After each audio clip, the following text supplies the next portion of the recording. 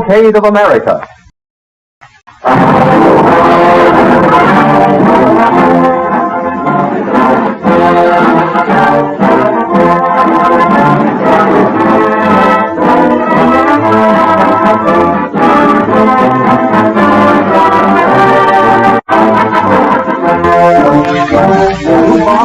One of America's oldest industries presents the Cavalcade of America, a series of episodes from American history, stories portraying the qualities that have guided the American people from the earliest days to the present time. A group of distinguished educators, prominent in the American Historical Association, has cooperated to achieve the spirit of historical accuracy. It is the hope of DuPont that these human dramas will help perpetuate the finest traditions of American life, because these same traditions of service, courage, and hope have always played a vital part in the progress of DuPont. And today, the research chemists of DuPont Laboratories are carrying on in the same spirit, discovering and creating useful products so that the American people may have better things for better living. From time to time in these programs, our cast will be headed by a notable figure of the stage or screen. Tonight, as this series is inaugurated, it is fitting, we think, that our first great actor should be that distinguished gentleman of the theater, Walter Hampton. You will hear him in each of the two episodes that follow. In the first, as Master Bradford, and in the second, as our South Dakota farmer.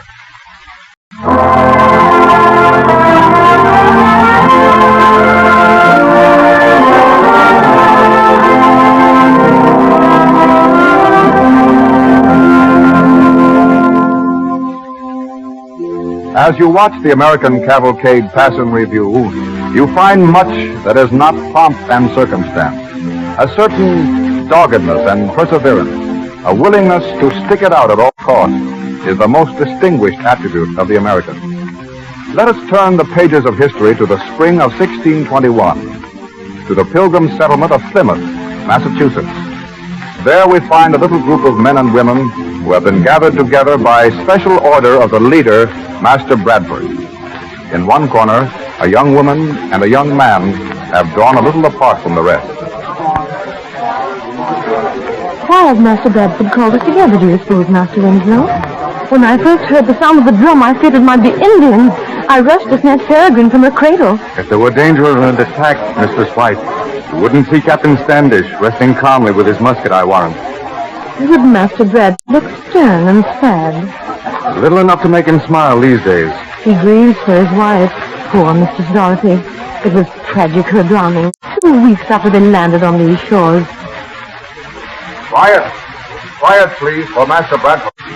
Quiet, I pray thee.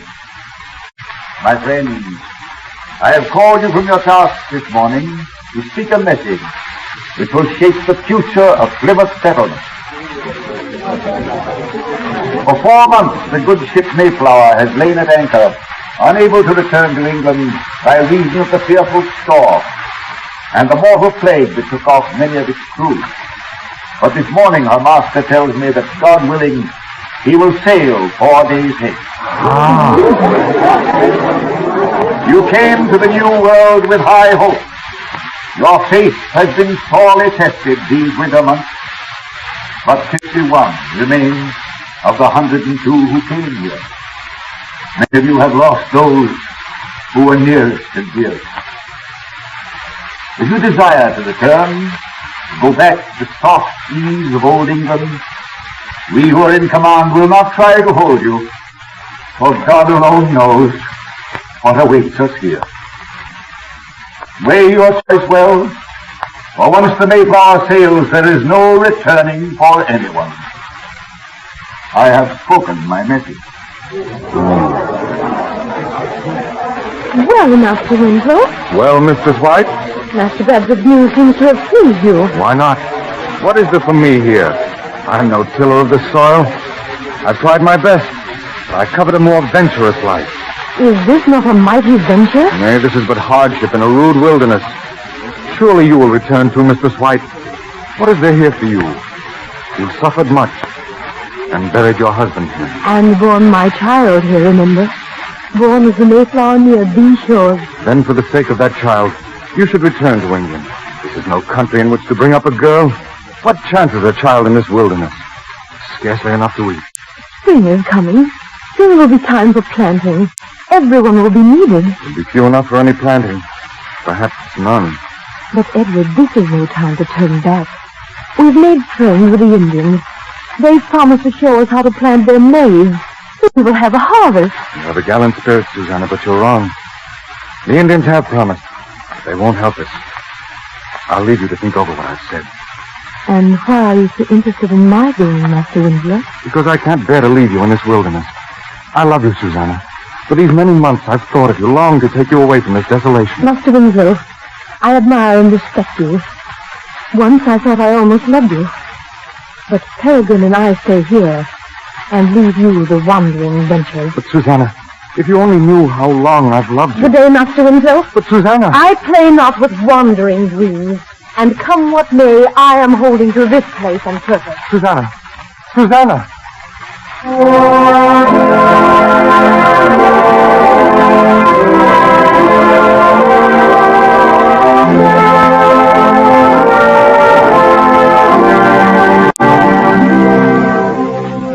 On the 5th day of April, 1621, the colonists of Plymouth again assembled. This time, not in the rude little meeting house, but on the rocky shore of Plymouth Harbor. All eyes are turned eastward to where the Mayflower rides at anchor, ready to set sail. On the shore, the captain, Thomas Jones, is bidding a last farewell to Governor Bradford. Well, sir, the tide will be turning straightway. I must soon be pushing off. We'll miss you, Captain Jones. I hate to go and leave you all stranded here, sir, in this God-forsaken country. The only countries that God forsakes, Captain, are those whose people have forsaken him. Think you any will leave with me? That young fellow Winslow, standing by the cliff. Yes? He might go. He's no stomach for grubbing earth. He'd sooner be a sailor like yourself. Mary, with only half a crew and some of them not fit to stand, I could straightway put more hands to the rope. We need more hands ourselves. There's spring planting ahead. Only today a messenger came from the Norset with seed and promise of aid. My heart is grateful, and I still dare hope that none will leave.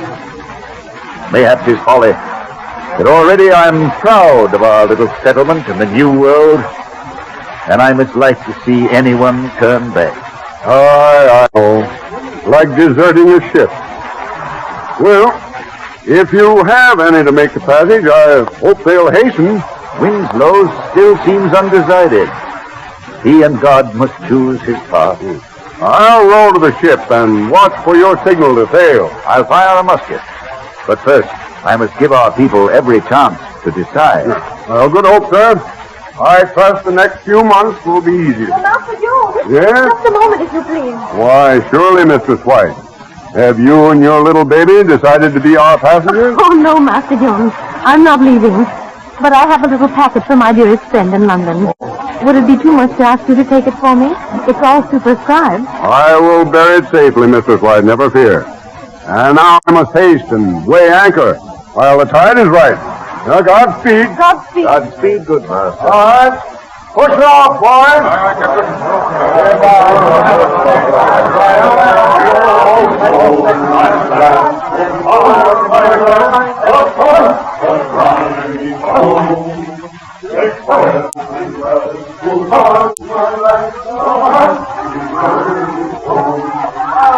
So the Mayflower sailed without you, Master Winslow. Mistress White, you speak to me once more. Since that day at the meeting house when Master Bradford broke the news of the Mayflower leaving, you've scarce bade me good morning. Oh, I beseech you, Master Winslow. I was angry.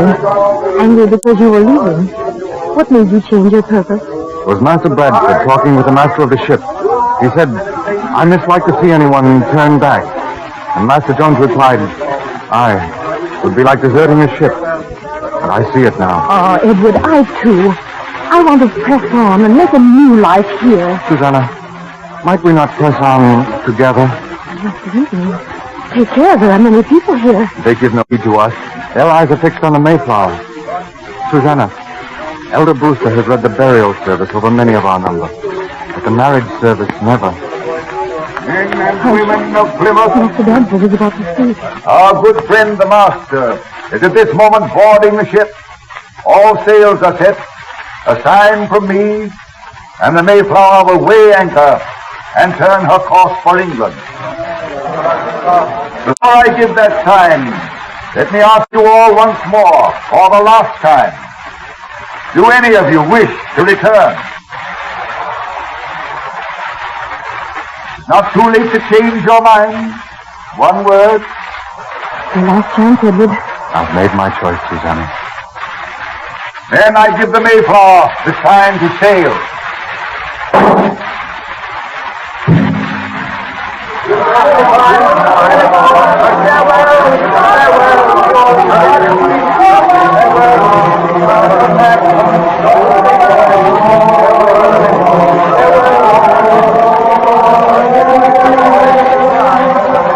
How white her sails gleam.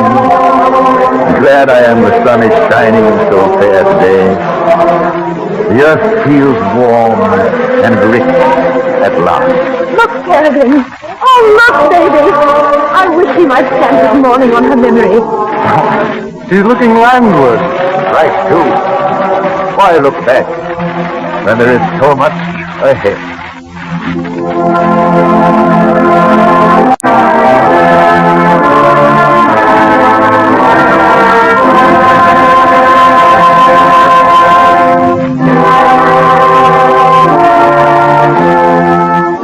That fateful day, the Pilgrims made their choice and flung defiance at the dark forests of New England.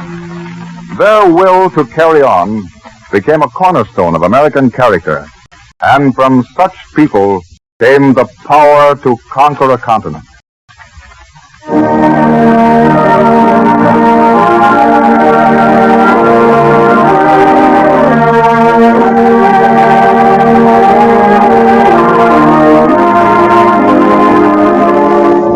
Slowly but surely, the cavalcade moved westward. After the pioneers came the farmers. 3 centuries have passed.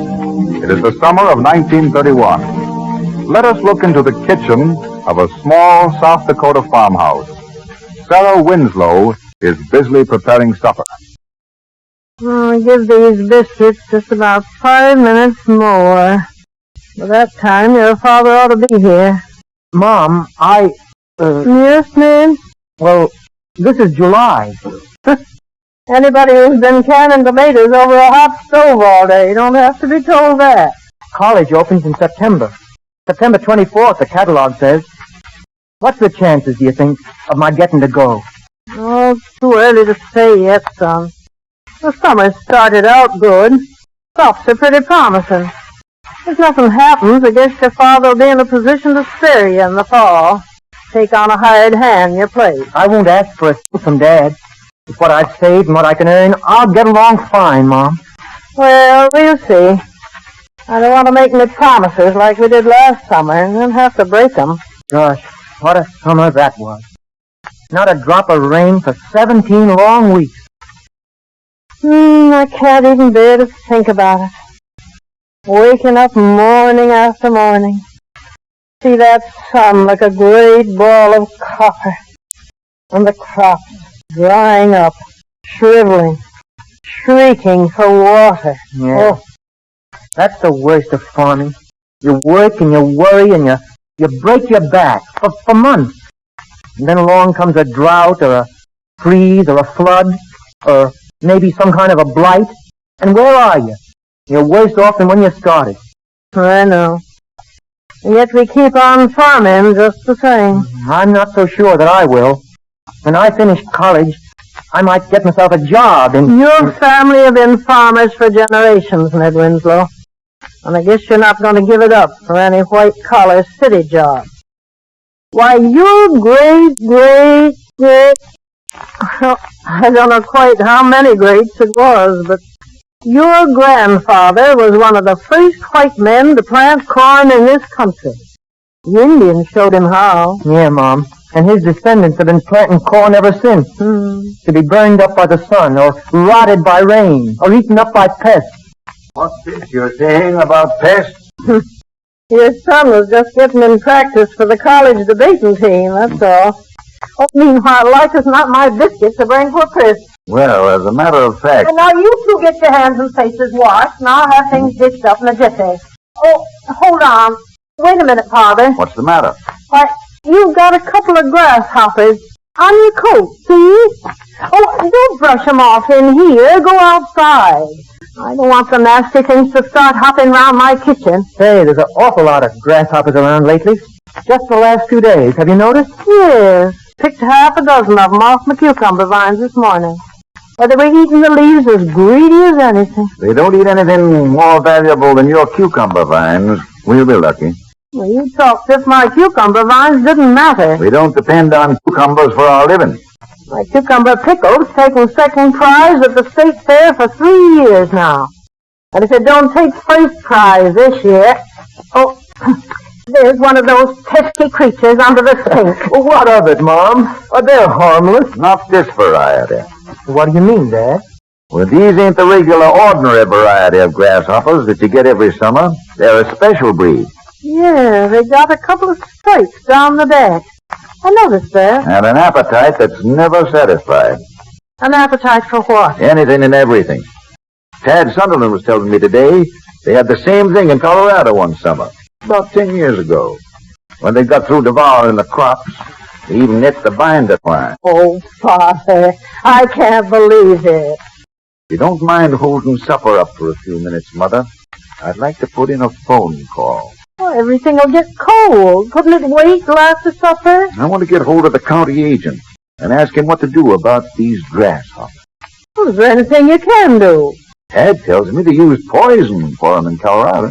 Poison? They made up some kind of mash and mixed arsenic with it and spread it around the field. Nice job for a hot July day. You dish things up and get started. I'll be right back. All right. Come on, son. All right. I see you got cucumber pickle on the table, Mom. We always have cucumber pickles with cold ham. You may not next season, according to Dad. With these grasshoppers, I mean. No, I'll protect the cucumber vines. Don't you worry. I'll cover them over so the grasshoppers don't see them. The green color that attracts them. Oh, the grasshoppers will probably all be gone anyway in a little while. Dad's an awful alarmist. Always expecting the worst. The worst has happened so many times, that's why. The drought last year just about ruined him. Oh, here he comes now. Ned, don't say anything to him this evening about college. He's not in the mood to talk about it, I can see. Yeah. Well, Father, what did he say? Seems just about every farmer in the country's calling him all of a sudden to find out how we're going to fight the grasshopper plague.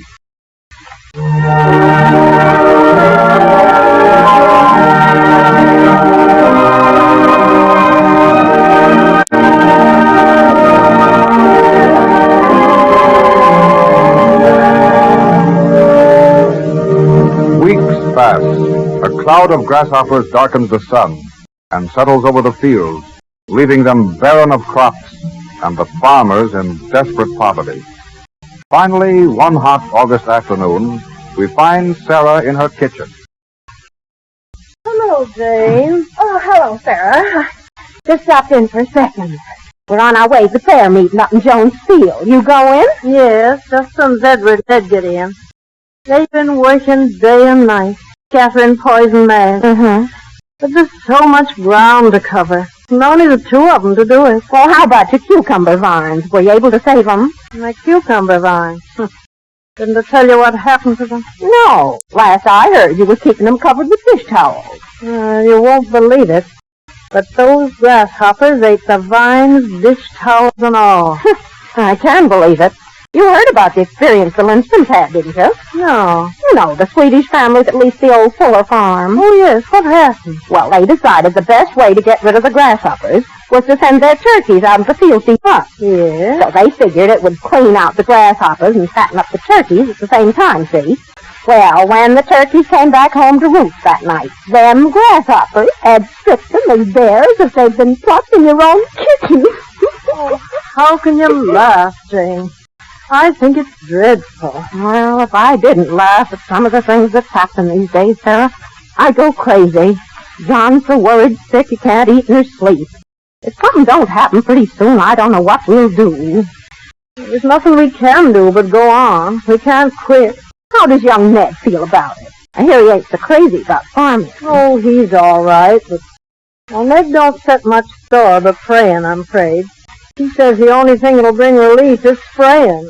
Spraying poison in big enough quantities to really kill the pest. Folks pray for rain in the churches and for relief from famine and pestilence. The Lord can send relief for them things. I guess he can send relief for a plague of grasshoppers. Oh, well, the folks are waiting out in the car. I better be going. Well, we'll see you at the service. It's only a step for us. Well, walking's better than driving anyway. Why, just coming down the short distance we did, our car got stalled twice. Grasshoppers clogging up the radiator. Well, goodbye. Goodbye, Jane. Hello, Edward. Going to service?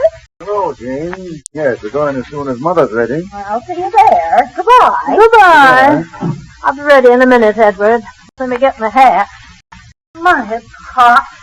Up to 110 degrees. Weather report over the radio said it was the hottest August 14th in I don't know how many years. Well, it seems hotter when there's no green in sight. Well, I'm ready now. All right. Are you coming to the service, Ned? Oh, well, I suppose so. Won't hurt you any. Well, let's start. Whew. Even hotter out here. Yeah.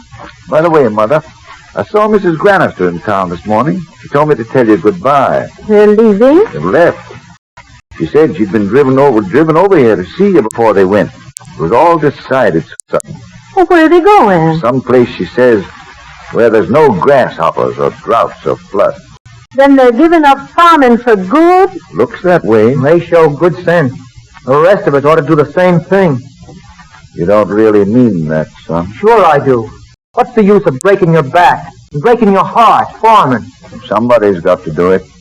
Somebody's got to plant and cultivate and harvest crops to feed the rest of the world.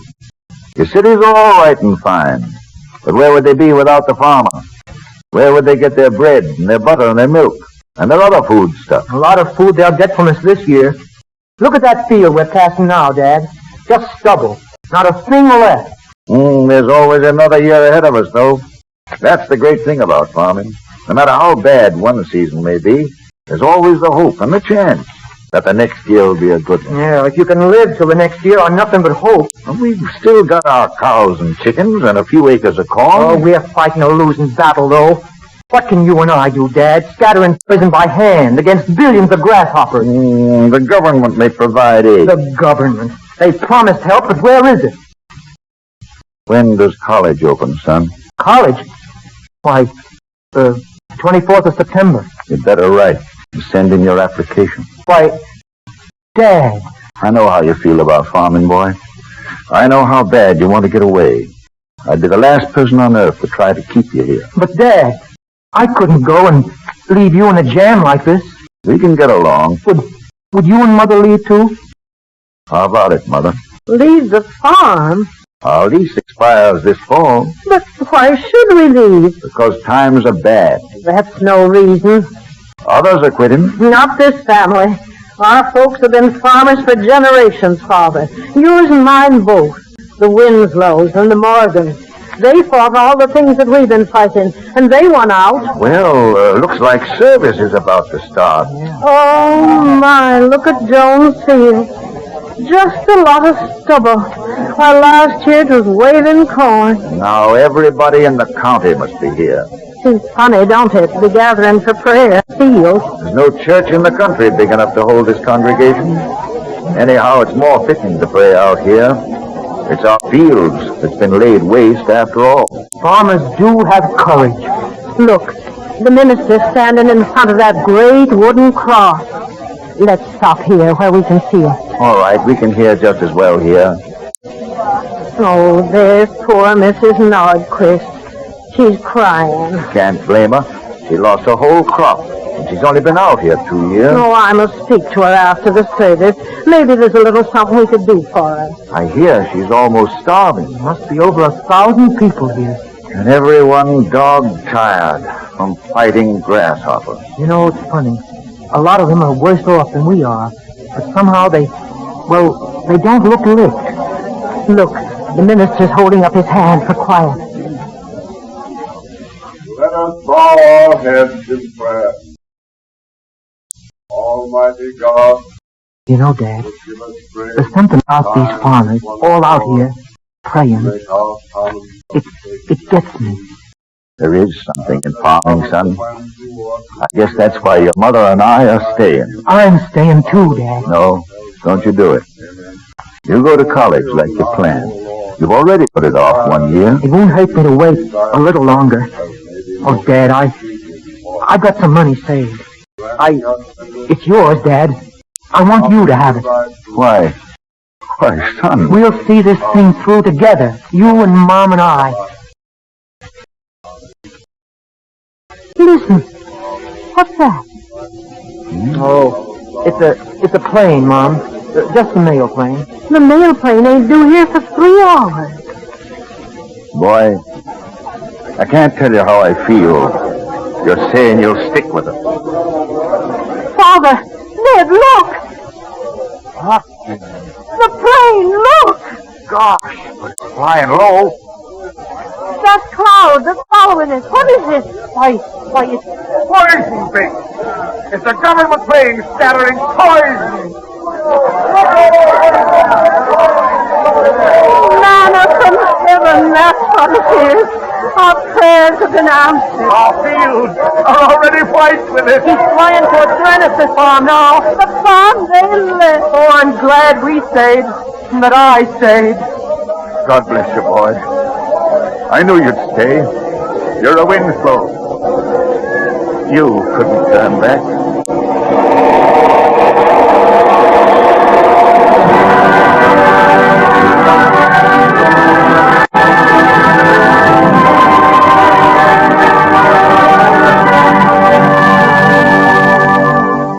No turning back. The will to carry on. The refusal to give in. This quality has helped shape the course of American history from the days of the Pilgrims to the present day. People whose names find no important place in history's pages, who quietly did their jobs and asked no credit, no glory. We salute them, heroes of the American Cavalcade.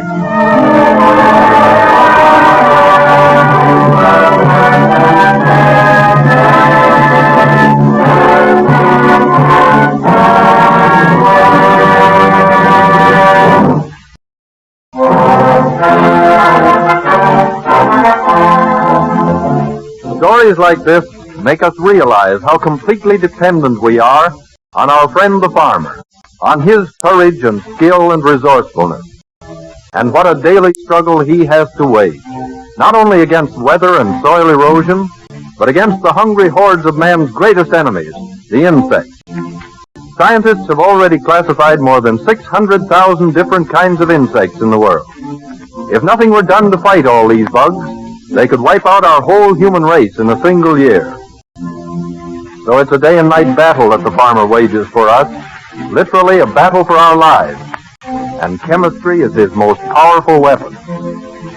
DuPont, producers of chemical products since 1802, is the farmer's ally, furnishing ingredients to fertilizer manufacturers, explosives with which to remove stumps and stop soil erosion, and plant sprays and insecticides that are used all the way from the orange groves of Florida and California to the wheat fields which are the breadbasket of the world. The aim of these services to American enterprise is to provide better things for better living through chemistry.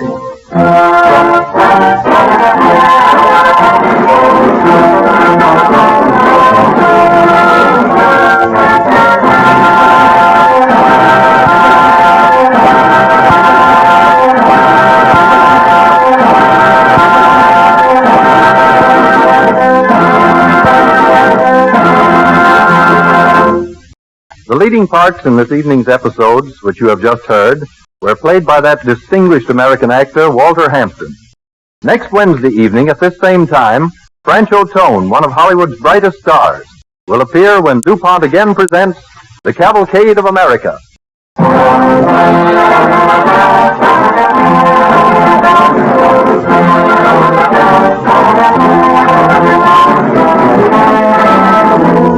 This is the Columbia Broadcasting System.